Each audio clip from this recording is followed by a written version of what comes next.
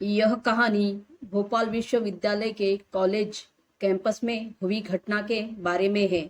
मानो या ना मानो, लेकिन इस कंपास में मैं राहुल मुझे भूत प्रेत होने के कई सारे किस्से सुनने को मिल रहे। इसी ही एक घटना के बारे में मैं आज आपको बताता हूँ। कॉलेज हॉस्टल के रूम नंबर 91 के एक छात्र कुंज बताते हैं कि कुछ दिन पहले एक रात को जब मैं सो रहा था तो अचानक जोर से भयानक आवाजें सुनाई देने लगी और उसी आवाज के कारण मैं जाग उठा और मैंने अपने चारों ओर देखा, लेकिन कुछ भी नहीं था। मुझे लगा कि हवा के कारण खिड़की का दरवाजा आवाज कर रहे हैं। वहीं पर मुझे रूम में किसी के चलने की आवाज सुनाई दी और साथ में यह भी महसूस हुआ कि कोई अपने नाखून खिड़की पर घिस रहा है। जब मैंने दूसरे दिन यह बात की जांच करवाई तो मालूम पड़ा कि 9 साल पहले एक छात्र महेश ने आत्महत्या की थी और तब से लेकर आज तक उसकी आत्मा ही है, घूम रही है। और इस बात की पुष्टि के कई छात्रों ने की है। ऐसी ही एक दूसरी घटना, यह घटना सन 1998 की उसी हॉस्टल की है और यह बात की जानकारी उसी कॉलेज के एक ग्रुप ने बताई थी। राकेश करके एक विद्यार्थी, उसे एक कुत्ते को अपने रूम में पाल रखा था, लेकिन कुछ करने से उस कुत्ते की मौत हो गई। राकेश उस कुत्ते को लेकर पास के जंगल में दफनाने के लिए गया।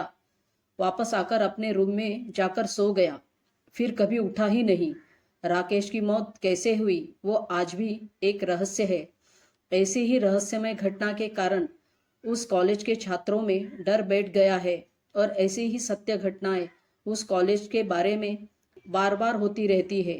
भोपाल विश्वविद्यालय के उत्तर दिशा की ओर करीबन 2 किमी दूर ज्ञान साधना एक लेडीज कॉलेज है।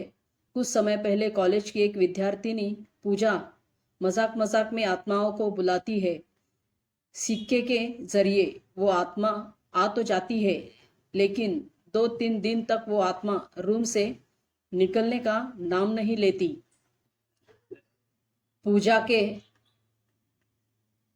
कहने से वो आत्मा कई छात्रों को हैरान परेशान करती है। बाद में पूजा उस आत्मा से माफी मांगती है कि वो वहां से चली जाए।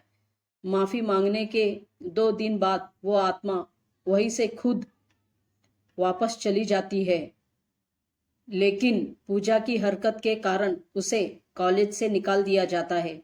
ऐसे ही जो लोग रात को देर तक पढ़ाई करते हैं उसे कभी न कभी भूतों का सामना करना ही पड़ता है। उन सभी को ऐसी ही अदृश्य शक्ति के होने का एहसास होता रहता है। अगली कहानी का नाम सिर कटा भूत। मयंक एक मल्टीनेशनल कंपनी में ब्रांच मैनेजर की जॉब करता था। एक दिन मयंक को ऑफिस से घर जाने के लिए लेट हो गया था।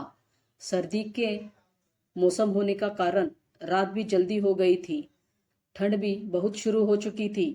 रास्ते में चलते चलते मयंक को अचानक एक आवाज सुनाई दी, रुक जाओ। मयंक वहीं पर ही रुक गया और पीछे मुड़कर देखा, लेकिन पीछे कोई भी नहीं था। फिर से वही आवाज सुनाई दी, सामने देखो। जैसे ही मयंक ने सामने देखा तो उसे जमीन पर कुछ चमकती हुई चीज दिखाई दी। मयंक दौड़ के उस चीज के पास गया और देखा तो यह कोई साधारण चीज नहीं थी, बल्कि एक चमकता हुआ हीरा था। उसने वह हीरा अपने हाथ में ले लिया। उसकी चमक देखकर मयंक की खुशी का पारा न रहा, लेकिन मयंक को कहाँ पता था यह कोई साधारण है या नहीं, बल्कि एक मायावी हीरा है।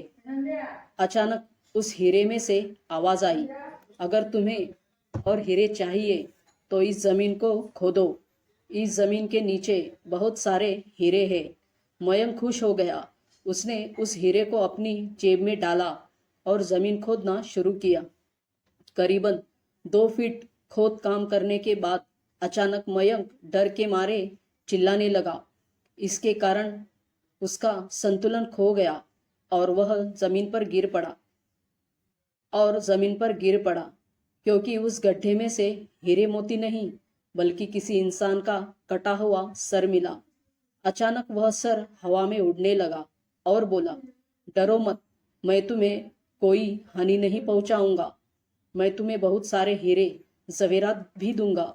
बस मेरी बात ध्यान से सुनो। मैं जहाँ जाता हूँ वहाँ मेरे पीछे आओ।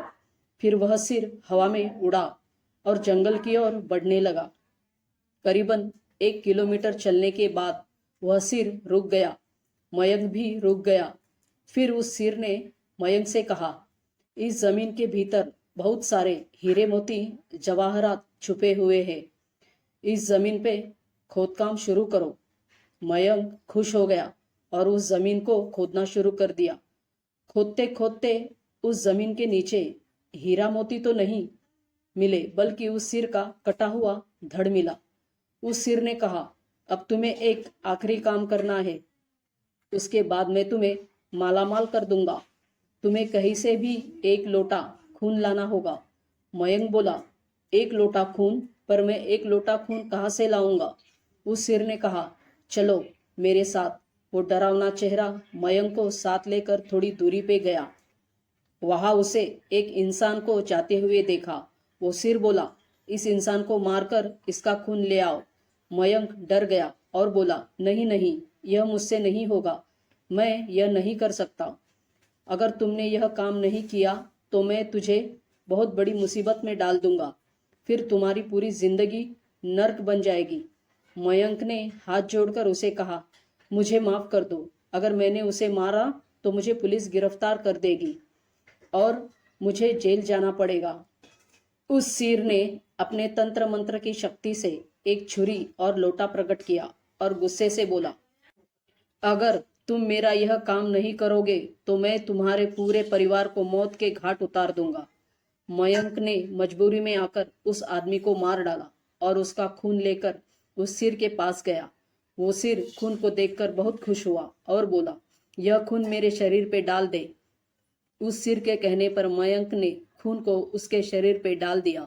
फिर कुछ ही देर में वो कटा हुआ सिर उस शरीर में जुड़ गया। यह सब देखकर मयंक की हालत अब खराब होने लगी। वो उस भूत को देखकर काफी डर गया। जैसे ही वो भूत जिंदा हुआ तो जोर जोर से हंसने लगा और डरावनी आवाज में बोला, तुमने बहुत बड़ी गलती कर दी कि तुम्हें मुझे फिर से जिंदा कर दिया। अब मैं सिर्फ तुम्हें ही नहीं बल्कि इस पूरे शहर को मौत घाट उतार दूंगा। डर के मारे मयंक के मुंह से आवाज भी नहीं निकल रही थी। वह अपने जान बचाने के लिए वहां से दौड़ा, लेकिन उस भूत ने छलांग लगाकर मयंक को जमीन पे गिरा दिया और बोला, मुझे बहुत भूख लगी है, अब मैं तुम्हारा मांस खाऊंगा। जैसे ही उस भूत ने मांस खाने के लिए आगे बढ़ा कि तुरंत ही उसका सिर धड़ से अलग हो गया। मयंक समझ नहीं पाया कि आखिर यह चमत्कार हुआ कैसे।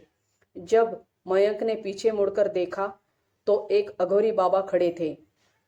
उस अघोरी बाबा ने कहा, जब तुम उस आदमी को मारकर उसका खून ले जा रहे थे तभी मैंने देख लिया था और समझ गया कि कुछ तो बुरा होने वाला है।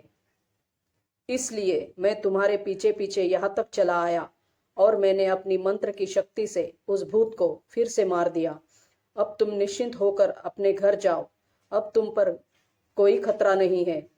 आज भी मयंक उस बात को याद करता है तो उसकी रूह तक कांपने लगती है।